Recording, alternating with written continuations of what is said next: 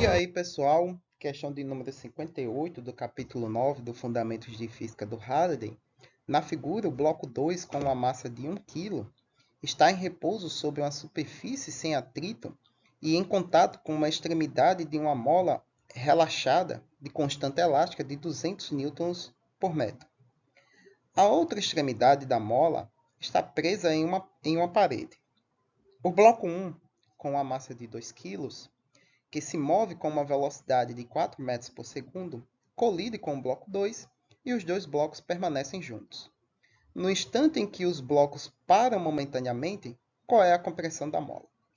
Então, a situação aqui vai envolver conceitos de conservação do momento e conservação da energia mecânica.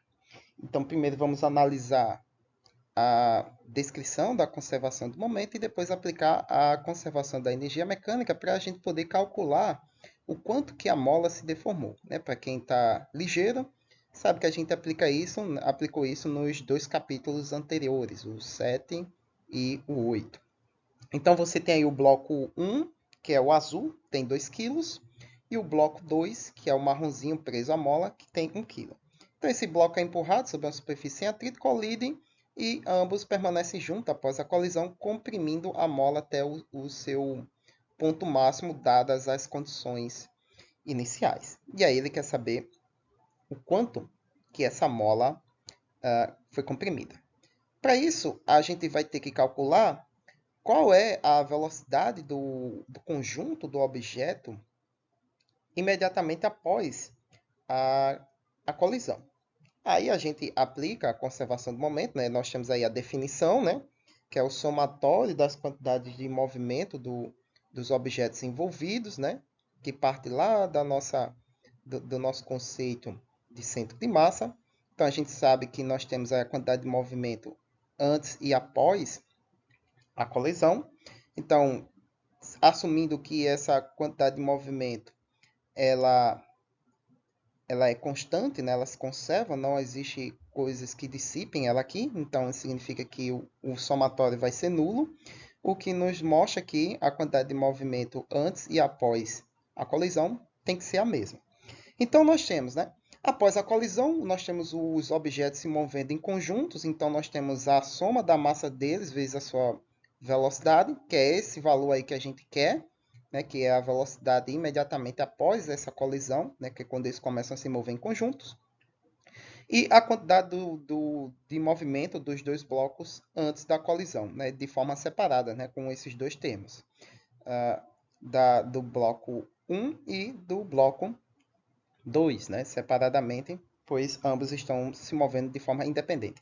Porém, o bloco 2 ele está em repouso, então sua quantidade de movimento antes da colisão é nula. E aí, isolando o nosso V, nós temos aí a velocidade do conjunto imediatamente após a colisão, que depende dos termos que sobraram, que são o quê? A massa do bloco 1, 4 kg, a sua velocidade imediatamente antes da colisão, que é 4 metros por segundo, dividido pela a soma da massa dos dois blocos. E aí nós vamos ter uma velocidade de 2,6 metros por segundo. Então, essa é a velocidade inicial do conjunto, né? Imediatamente após essa colisão. Então, os dois se movem comprimindo a mola inicialmente com essa velocidade. Porém, a gente sabe que quando uma mola é comprimida, ela exerce uma força no sentido contrário, né? Então, aí a gente entra agora com a conservação da energia mecânica. Então, nós temos aqui energia cinética mais potencial tem que ser igual à energia mecânica.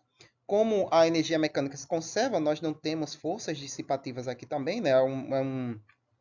É uma situação com as características ideais e significa que a variação da energia cinética vai ser igual à variação da energia potencial. Nesse caso aqui, potencial elástica. Aí, abrindo as nossas contas, nós temos a energia cinética final menos inicial e energia potencial elástica inicial menos final. Aqui eu cometi um pequeno errinho aqui, tá? Porque, né, como a gente isola, isso aqui era para ser um menos aqui, né? Um dos lados dos termos ia ficar negativo, né? Então, aqui é menos, e aí quando você abre as contas e multiplica, né, o sinal negativo, então a energia potencial inicial fica positiva, porque no termo aqui da variação ela é negativa, e a final é que é negativa nesse caso aqui. Então, nós temos o seguinte. No momento em que os blocos se movem em conjunto, né, naquele instante ali, no imediato, a mola estava relaxada. Quando os dois objetos começam a se mover em conjunto com a velocidade de 2,6 metros por segundo. Então, nessa parte aí, nós temos, para esse conjunto, a energia cinética máxima e a energia potencial da mola sendo nula, pois ela estava relaxada. E após ela ser comprimida ao seu máximo, nós temos a energia potencial máxima e a energia cinética nula, né? Pois eles param momentaneamente. Então, a gente elimina o termo da energia cinética final, né? Já que a gente está analisando aqui agora que o começo dessa situação é quando os blocos se movem em conjunto até comprimir a mola, né? Então, quando a mola está comprimida, é os termos finais da nossa equação. Então, nesse caso aí, energia potencial inicial nula, pois a mola estava relaxada no início da compressão. E quando ela está totalmente comprimida, os blocos param momentaneamente. Então, energia cinética também nula. O que sobra é a energia cinética inicial, que tem que ser igual, né, quantitativamente ao potencial elástico final. Os dois termos estão negativos, então a gente pode multiplicar por menos 1 para deixá-los positivo, né, em módulo. E substituindo aí os seus termos, né, nós temos a energia cinética, é 1/2 de mv quadrado, né? Mzão coloquei aqui para significar que é a soma da massa dos dois objetos, eles estão se movendo como um corpo só.